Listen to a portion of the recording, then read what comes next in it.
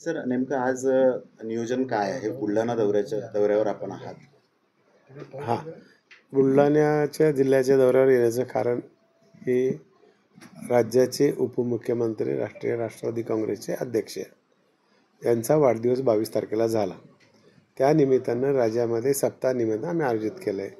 मग स्पर्धा आहेत, डिबेटिंग आहे, वृक्षारोपण लागवड आहे, सहकार मेळावे आहेत, व्याख्यानमाला आहेत, रक्तदान शिबिर आहेत, शेतकऱ्याला मार्गदर्शन आहे, सहकार क्षेत्रातल्या लोकांना त्याच्यातले कार्यशाळा घेऊन तिथं उद्बोधन करायचं.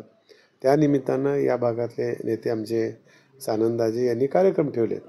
मग इथं आल्यानंतर मग इथल्या भागातलं जे शेगाव म्हणून यातलं देवस्थान आहे, अगोदर यावं, इथं दर्शन घ्यावं.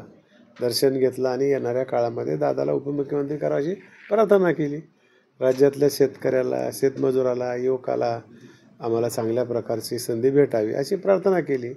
आणि आज दिवसभर त्या निमित्तानं कार्यक्रम आहेत. मग मेळावे आहेत, शेतकरी मेळावे आहेत, तरुणाचे शिबिर आहेत आणि या ठिकाणी संस्थाला भेटी द्यायच्या. त्या निमित्ताने मी आलेलो आहोत. आहेत नगरपालिका नगर परिषद निवडणुका आहेत. युती धर्म म्हणून तुम्ही निवडणुका कशा लढवता?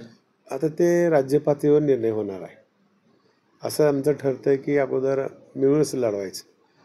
समजा काही ठिकाणी जर तसं काही अडचण झाली तर मग काही ठिकाणी लढवावी लागेल. पण आमचं धोरण असं ठरलं की मिळून करायचं. राज्यामध्ये जसं महायुतीचं सरकार आणलं तसं पुन्हा एकदा ह्या संस्था सगळ्या आपल्या ताब्यात आल्या पाहिजेत. त्या निमित्तानं आम्ही महायुतीच्या माध्यमातून निवडणुका लढणार. सामना या वृत्तपत्रातनं राज्यातील 8 मंत्र्यांना डच्चू मिळणार असल्याचा दावा करण्यात आलेला आहे. काय नेते निर्णय घेतील तो जी त्या संदर्भात मला काही बोलायचा अधिकारच नाही ना.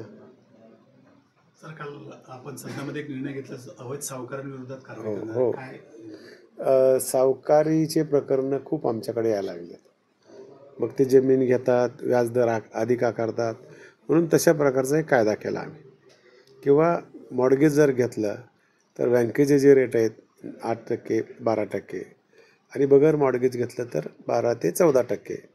सावकाराला लायसन दिलं असेल, त्यांनी आपलं घर जिथं असेल तिथं त्याच्या ऑफिसचं पुढे बोर्ड लावावा आणि ही वार्षिक व्याजदर आहे. आणि मग अशा प्रकारचं त्या शेतकऱ्याची पिळवणूक होणे, म्हणून या ठिकाणचे सहकार खात्यातले अधिकारी लक्ष ठेवून आहेत की अशा प्रकारे शेतकऱ्याचं नुकसान होऊ नये, म्हणून हे सावकारकीचं धोरण अवलंबलं आहे.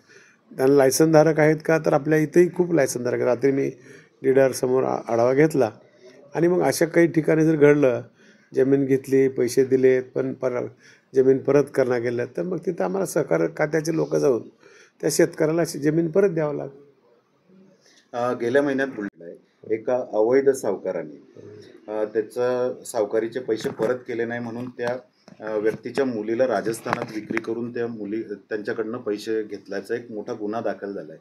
पण अद्याप त्याच्यावर कारवाई नाही झाली. हे तपासून बघतो मी, अधिकाऱ्याला विचारतो आणि तसं काही असेल तर मग त्याच्यावर आम्हाला ॲक्शन घ्यावं लागेल. Okay, thank you.